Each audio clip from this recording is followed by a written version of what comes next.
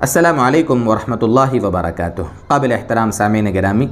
آج پھر آپ کے سامنے ایک نئی کلپ انتہائی اہم معلومات پر مشتمل، بلکہ آج انتہائی ایک اہم دعا حضرت موسیٰ علیہ السلام کے آپ کے سامنے ہم ذکر کریں گے۔ بہت مفید ہے، خاص طور سے ہمارے نوجوانوں کے لیے جن کی شادیاں نہیں ہوئی ہے، جو بے روزگار ہیں، جو گھروں کے اعتبار سے پریشان ہیں، تو ان کے لیے انتہائی مفید یہ دعا ہے حضرت موسیٰ علیہ السلام کی۔ دیکھیے، حضرت موسیٰ علیہ السلام کا واقعہ قرآن کریم میں اکثر پاروں میں آیا ہے، 2-4 پارے صرف چھوڑ دیں آپ، لیکن اس کے سوا آپ دیکھ لیں کہ حضرت موسیٰ علیہ السلام کا نام قرآن کریم میں، فرعون کا نام، حضرت ہارون کا نام،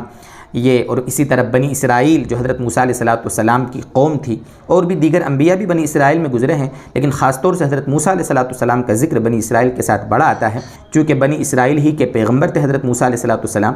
تو آج آپ کے سامنے 2-3 قرآن کریم کی آیتوں کی روشنی میں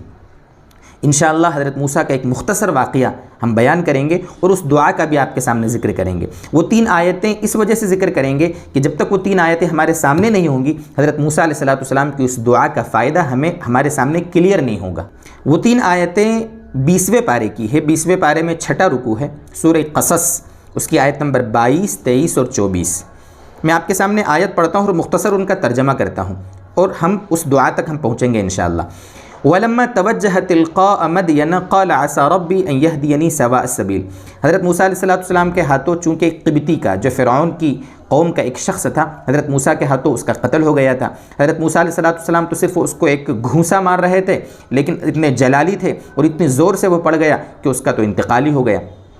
تو حضرت موسیٰ علیہ السلام فرعون کے ظلم سے بچنے کے لیے مصر سے نکلے اور مدین کا اپنے رخ کیا، اس کا ذکر ہے یہاں پر۔ وَلَمَّا تَوَجَّهَ تِلْقَاءَ مَدْيَنَ، جب حضرت موسیٰ علیہ السلام نے مدین کی سمت رخ کیا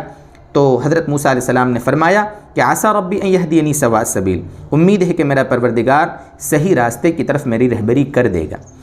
فرعون کے ظلم سے اور فرعون کی جہاں جہاں حکومت تھی، جیسے خاص طور سے مصر، وہاں سے آپ نکل رہے ہیں اور آپ نے رخ کیا ہے مدین کا۔ آگے اگلی آیت ہے وَلَمَّا وَرَدَ مَاءَ مَدْيَنَ، حضرت موسیٰ علیہ السلام نے جب مصر کی سرحدوں کو پار کیا اور جب مدین کے پاس ایک پانی کی جگہ تھی، وہاں جب آپ پہنچے تو وہاں پر دیکھا آپ نے کہ وجد علیہ امۃ من الناس یسقون، حضرت موسیٰ علیہ السلام نے وہاں پر ایک جماعت کو دیکھا، یعنی چند لوگوں کو دیکھا، لوگوں کی ایک جماعت کو کہ جو پانی پلا رہے ہیں، یسقون،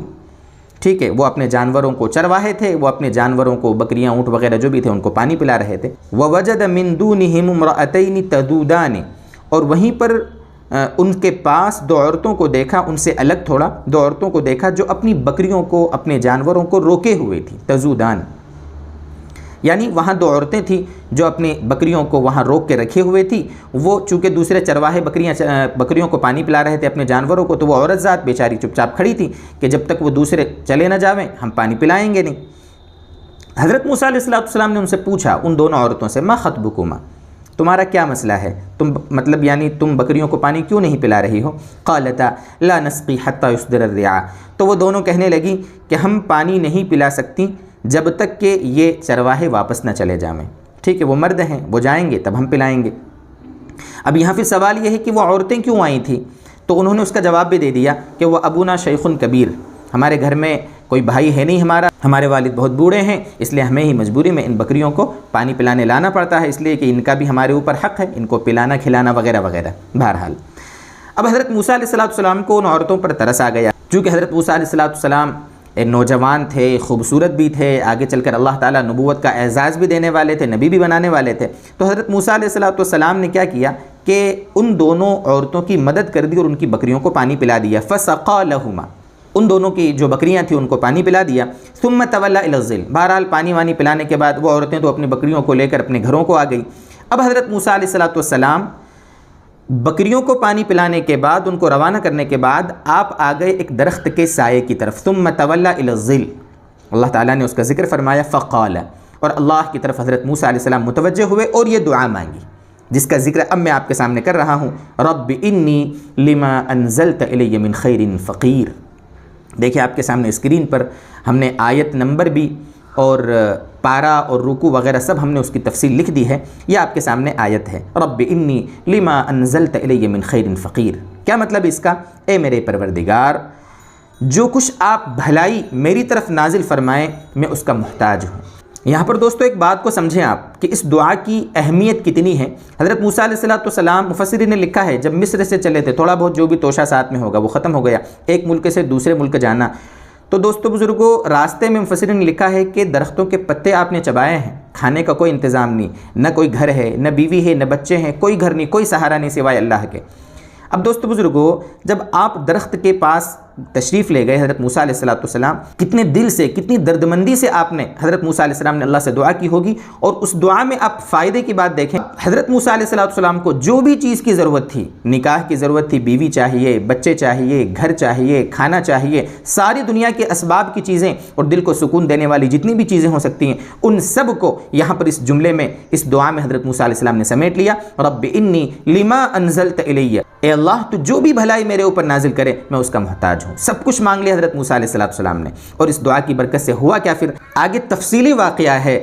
اللہ تعالیٰ نے اس دعا کی برکت سے حضرت موسیٰ علیہ السلام کے لیے کتنا اعزاز کا معاملہ فرمایا کہ وہی دو بچیاں، وہی دو لڑکیاں جو اپنی بکریوں کو پانی پلانے کے لیے یہاں لائی تھی، حضرت موسیٰ علیہ السلام نے ان دونوں کی جن کی خدمت کی تھی، جو حضرت شعیب علیہ السلام کی بیٹیاں تھیں دونوں، انہی میں سے ایک بیٹی سے حضرت موسیٰ علیہ السلام کا اللہ نے نکاح کرا دیا۔ گویا حضرت شعیب علیہ السلام حضرت موسیٰ کے سسر بن گئے۔